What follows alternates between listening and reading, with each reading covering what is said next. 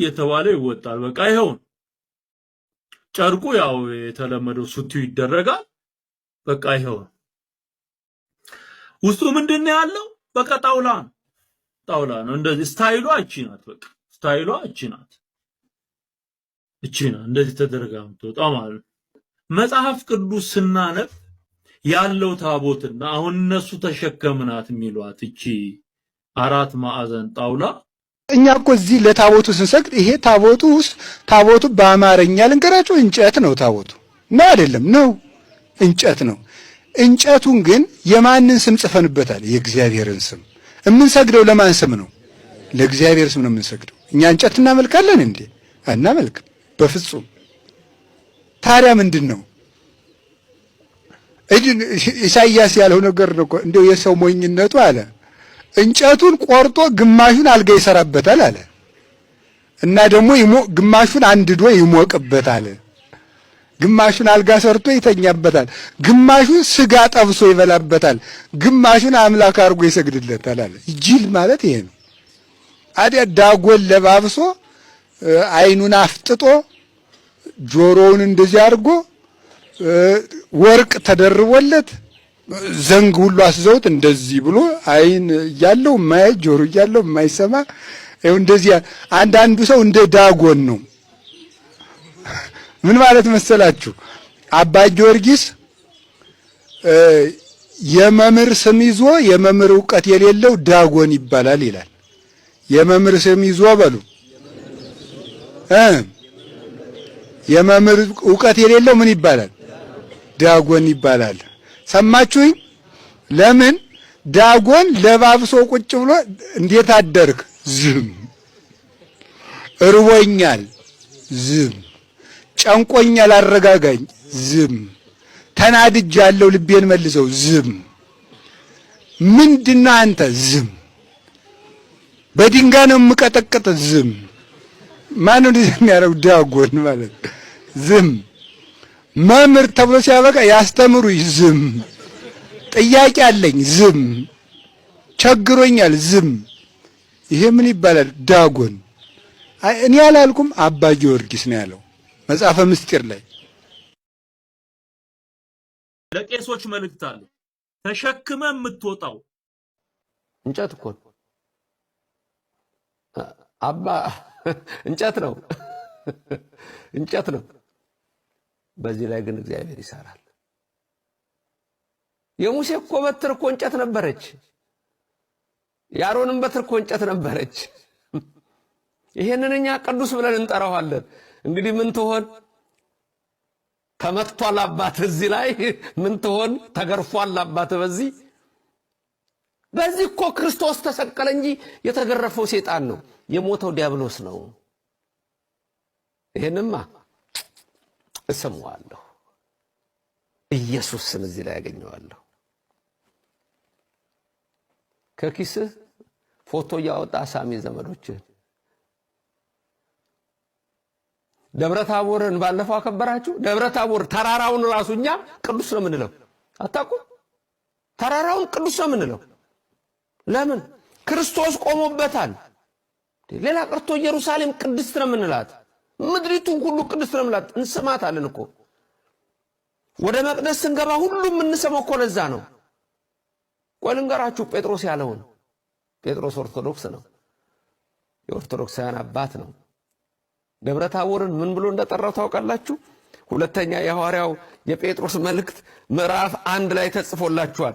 ቁጥር 16 ላይ እንዲህ ይላል። ስለ መስቀሉም ስለ ሁሉም ይሄ ይነግራችኋል።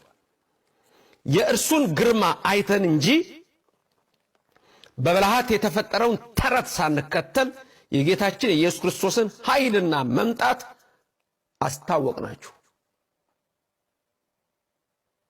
ተረት ፍልስፍና ነው፣ ፍጻሜ የለውም። እንደ ልጆች ጨዋታ ነው።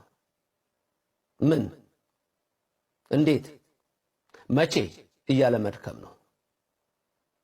ሃይማኖት ይለያል። ይቀጥላል ሐዋርያው እንዲህ ይላል። ልብ ብላችሁ ስሙ። ሁለተኛ ጴጥሮስ 1:17 ነው። ከገናናው ክብር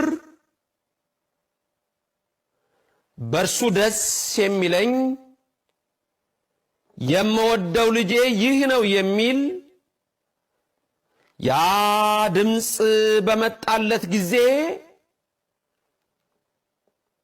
ከእግዚአብሔር አብ ክብርና ምስጋናን ተቀብሏልና እኛም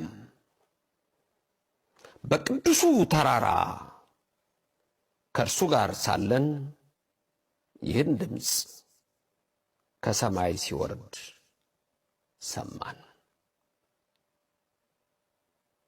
እኛም በቅዱሱ ተራራ ከእርሱ ጋር ሳለን ይህን ድምፅ ሰማን፣ የምወደው ልጄ እሱ ነው ሲል እኛም ኦርቶዶክሳውያን በቅዱሱ መስቀል እናተቹት ሲል ሰማን፣ ተጠማሁ ሲል ሰማን፣ ዛሬ ከኔ ጋር በገነት ትኖራላችሁ ሲል ሰማን። በቅዱሱ ተራራ ለቅዱስ ጴጥሮስ ተራራውን ታቦርን ጌታ በማቴዎስ 17 ብርሃነ መለኮቱን የገለጠበትን በዚህ መስቀል ደግሞ የተደረገውን ልብ በሉ። የበግ ለምድ ለብሰው ከሚመጡባችሁ ተጠበቁ። ዱላ አለን። አጋንንትን ግንባሩን፣ ከሃዲውን ግንባሩን፣ ወላዋዩን ጸጥ የሚያደርግ የሐሰተኛውን አፍ የሚያትም ቅዱስ መስቀል አለን። ዱላና በትር ስንላችሁ ከእንጨት ስለሚሰራ እንጂ እግዚአብሔር ኃይል ያለበት ቅዱስ ነው። የሙሴ በትር አለን። አንተ ፈርዖን ጉድህን አይቀርልህም መስጠን። ዛሬማ አለህ፣ ዛሬማ ከፍ ብለሃል፣ ዛሬማ ታይተሃል። ነገ ግን ስጥመት ይጠብቅሃል።